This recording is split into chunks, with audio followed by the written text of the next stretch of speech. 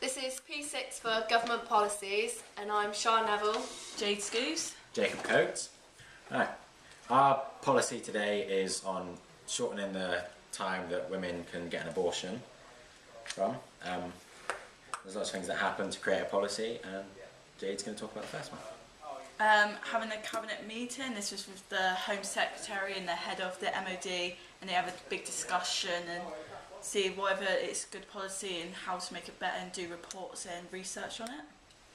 And another one is parliamentary committees. This is made up of more people than a cabinet meeting.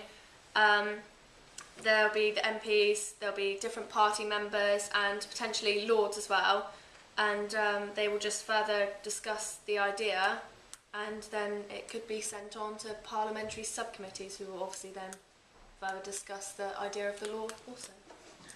The policy would then be drawn up on a green paper for Parliament. It's like a consultation document and can be used to propose the future policy and used for debate and discussion in Parliament, etc. The MPs will debate whether they think it's good or whether they're for or against the policy and what's bad and not good about it. Letters to MPs. This could be letters that the MPs have received from the public, stating their worries. For example, they could be saying that they know people who have had abortions late and they have been affected psychologically and mentally, and it will let them know how they feel about it and fors and against the abortion. There'll be also a consultation due to the public response, so that would be on Twitter, email, letters. So basically it would just give the chance of public to kind of voice their opinions on the policy and get feedback on how they think the policy would go and if it's worth continuing with the policy.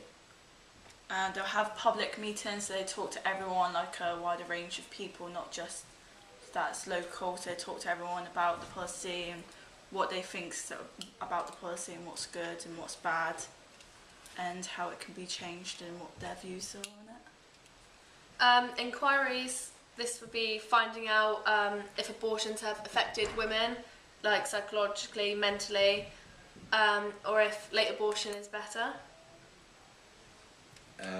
Then it would be the use of white papers in Parliament, which is used to turn a policy into a piece of legislation.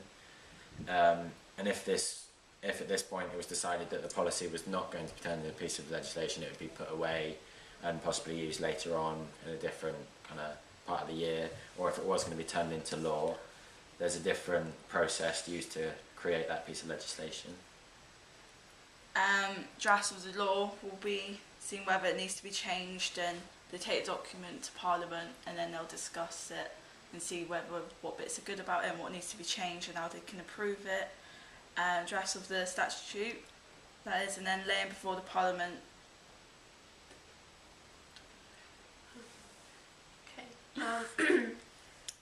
Parliamentary reading. This is where the draft will be read in front of Parliament to let them know what could be happening and just let them discuss the idea into more detail and see whether it's good enough. The white paper would then go for voting in the House of Commons, and this would then be, if there was enough votes, moved on to voting in the House of Lords. And then if there wasn't enough votes in the House of Lords, it would go back to the House of Commons and they'd make amendments to the piece of legislation, and this could bounce back and forth for quite a while. And then just once the House of Lords have approved it, it goes on to signature of the monarch, signature from the Queen, make the policy actual official. And then another one is setting dates. This would be where they would, for example, say the 6 months until the law is going to be set. So they would then explain and advertise and give public talks so that the public know what date the law is supposed to start, and they will inform all the public services and relative organisations, for example, NHS and social services. They'd then also use advertisements in the media to help publicise the law so that everyone in the country was aware of the law coming in and that they would know then that the new law was coming in.